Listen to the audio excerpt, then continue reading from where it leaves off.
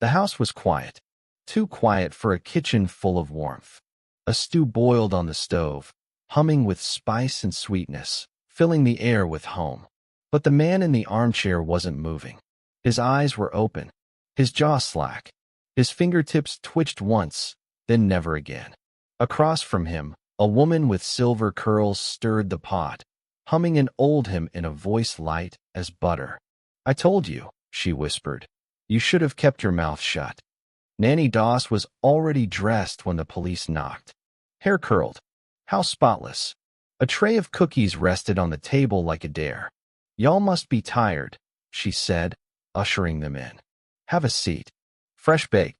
She didn't flinch when they told her Samuel was gone. Didn't ask what happened. Didn't cry.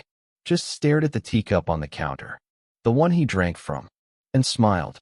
The hospital had released him 2 days earlier. He was recovering well, eating again, walking with help. But now he was in a body bag. The nurse had made the call. Something wasn't right. She remembered the strange smell in his room. Sweet, but chemical. She also remembered the pie his wife brought him, and how quickly he declined after eating it. At the coroner's request, they ran toxicology. It wasn't natural causes. It was arsenic. Enough to kill 3 men. Enough to make them dig. Detective C.H. Harper stared across the table. Nannie didn't look like a killer. She looked like someone who'd bring you soup on a sick day and tell you about her flower garden. "Ma'am," he said gently, "do you know why you're here?" She giggled. "I reckon y'all didn't come for the cookies." They found more than tea in that house. In a trunk under her bed, insurance documents. Names. Policy numbers. Payout dates. Her husband wasn't the first. And he wasn't the only one buried under a smile. Her first marriage was in 1921. She was 16. Charlie Braggs worked at a textile mill. She was pretty, quiet, eager to please. They had 4 kids by the time she turned 20. 2 died mysteriously. One day, one simply stopped breathing. Another choked on something. No autopsy. Just God's will, the doctors had said. Then came Charlie's mother. She'd always clashed with Nannie. Thought she read too many romance magazines. Acted too bold. She died in her sleep. And Charlie left the next week, taking their only surviving daughter. "He said I wasn't fit to raise her," Nannie told Harper, shaking her head. "But she turned out no better than me." She sipped her cocoa. Maybe worse. Husband number 2, Frank Harrelson, met her through a Lonely Hearts column. He was a heavy drinker. Mean-spirited. Liked his fists more than his words. Nannie endured him for years, until she read a poem about a woman who poisoned her man and danced on his grave. 3 weeks later, Frank collapsed on the floor. The doctors called it food poisoning. She called it God's judgment. Husband number 3, Arlie Lanning, had a smile that hid secrets. He died the day after she found lipstick on his collar. They blamed his heart. No one questioned the casserole. "She was smart," Harper muttered, pacing outside the room. "Too smart. No wild scenes. No fingerprints on the bottle. Just arsenic in the blood and a giggle on her lips. It was always the same. A man made a mistake. She cooked a meal. And then the silence came. She's got death down to a pattern," said the young officer beside him. "And nobody ever thought to stop her. They called her the Giggling Granny. The papers painted her as part comedy, part horror. A killer in curlers." But Harper didn't find her funny. He found her terrifying. Because she was calm. Because she didn't look sick. Or broken. Or angry.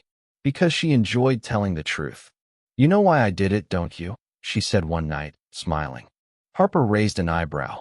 "Because they got on my nerves." She sipped her cocoa, tapped her fingers along the rim of the cup like she was playing a lullaby. All they ever wanted was food and flesh and silence. But none of them ever really saw me. He slid over a photo. A little boy, maybe 6 years old. Robert, her grandson, died a few days after visiting her. Asphyxiation was the official cause. She looked at the photo for a long time. "I told my daughter not to send him," she said softly. "He was loud and rude." Her eyes didn't blink, and I didn't want to do it. I really didn't. The shock came in layers. The further they dug, the more the names piled up. Not just husbands. A mother-in-law. A sister. A nephew. A child. Every death explained away as heart failure, illness, or tragedy. But each one followed the same trail. Sudden illness. Hospital visit. Recovery. Return home. A final meal. And then death. She kept everything neat, Harper muttered. Every death wrapped in a bow. Until Samuel. He was the one who lingered too long. The one whose death the hospital questioned. The one who made her careless. But she wasn't angry. She was relieved. They always promised the world, she whispered. But none of them delivered. They were all broken. Then she giggled again. And I was the one left sweeping up the pieces. You only confessed to 11, Harper said, laying the black and white photos out one by one, like cards in a game she'd already won. But the coroner says there could be more. Nannie's fingers rested on the lace of her handkerchief. She tilted her head. I stopped counting. They didn't believe her at first. No woman had ever done something like this. Not in America. Not in the Bible Belt. Serial killers weren't grandmothers with good posture and banana pudding recipes. But here she was, knitting socks while detailing how she watched one husband convulse and foam at the mouth. You should have seen the way he looked at me, she'd said. Like I was the problem. She scoffed. Like I didn't give him everything. Husband number 4, Richard Morton, was the neat one. Woke up every morning at 5 a.m. sharp. Shaved. Dressed. Prayed. But one day, she found a perfume bottle in his sock drawer. 2 days later, she brought him breakfast in bed. He never woke up again. Was it ever hard for you? One officer asked her. She glanced at the window, where the sun had just started to warm the bars. Hard, she repeated. I'd say it was peaceful. Quiet, really. They stopped talking. They stopped demanding. For once, the house is still. She nodded to herself. And that's a mighty fine thing. Then there was Dovey, her sister, sick for months. Nannie moved in to help with the end-of-life care. Dovey died 3 days later. The death certificate read, complications due to illness. But she'd been eating better, laughing again, until Nannie brought her tea that night. Investigators asked about Louisa, Nannie's mother. She was old, Nannie said, and mean. Louisa died on Nannie's front porch. Collapsed mid-sentence. The coroner said stroke. The lab, years later, said rat poison. By now, the web reached out across states. Oklahoma, Alabama, North Carolina, Kansas. Everywhere she went, someone died. And every time, it was someone close. Someone trusted. Someone who believed in the kindness of a woman who smiled too much. She gave comfort, Harper whispered to the DA, before she took everything else. One of the photographs they found showed a little girl holding a stuffed bear. She'd been at the family picnic. Laughed too hard. Ran around too much. She'd had a seizure before bedtime. Was dead by morning. The family never considered foul play. Not when Grandma Nannie was the one who tucked her in. Harper's stomach churned. What kind of woman kills a child? The answer was sitting 2 rooms away, humming a lullaby. The press exploded. Granny of death. Giggling widow strikes again. 11 dead, all with a smile. Women in grocery stores gasped. Men shook their heads. But Nannie? She giggled at the clippings. That's a good one, she said. They make me sound famous. She wrote letters from prison. Signed them with hearts. Stay sweet, she wrote to a reporter. Life's short. Eat dessert first.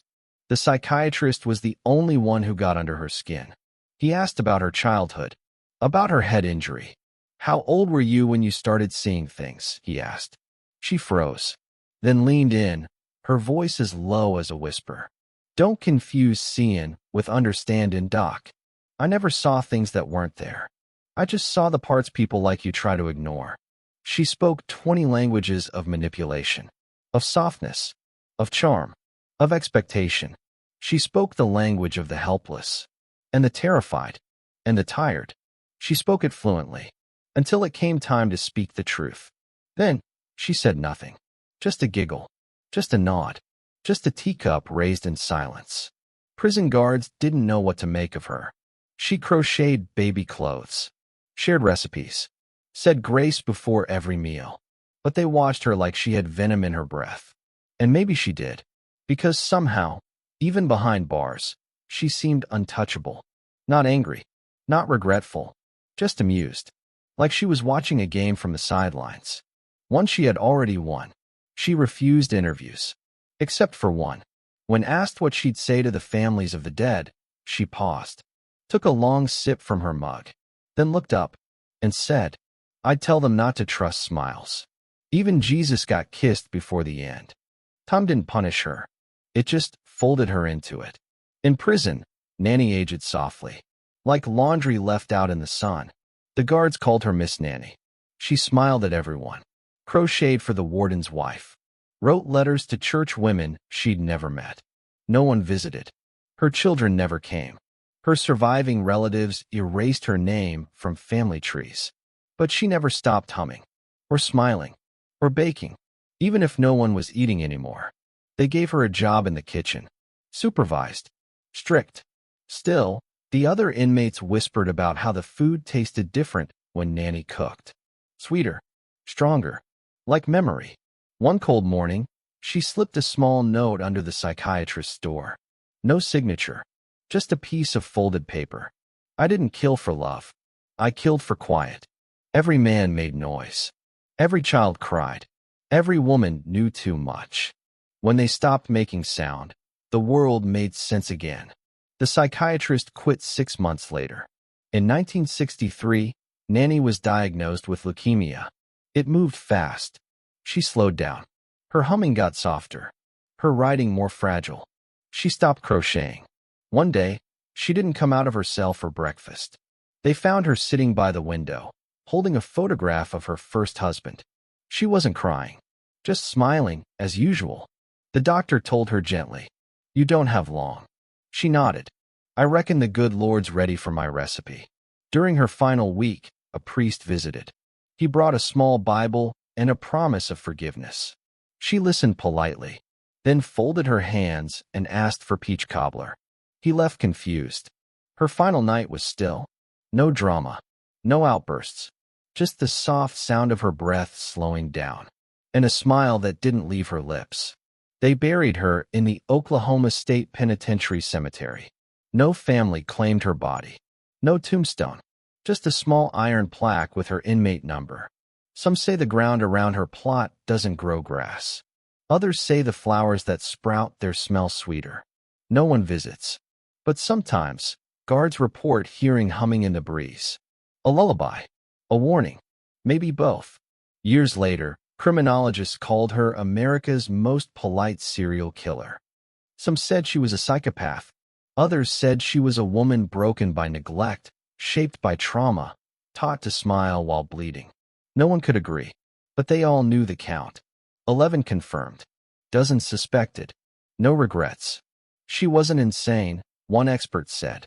She was methodical, strategic. She studied people, waited, and then acted. They called her the female Bundy. But Bundy bragged. Gacy posed. Dahmer cried. Nannie Doss. She giggled. She never raised her voice. Never shouted. Never struggled. Just stirred tea. Set the table. Folded napkins with hands that had written obituaries for people not yet dead. When asked, "Why didn't you ever say sorry?"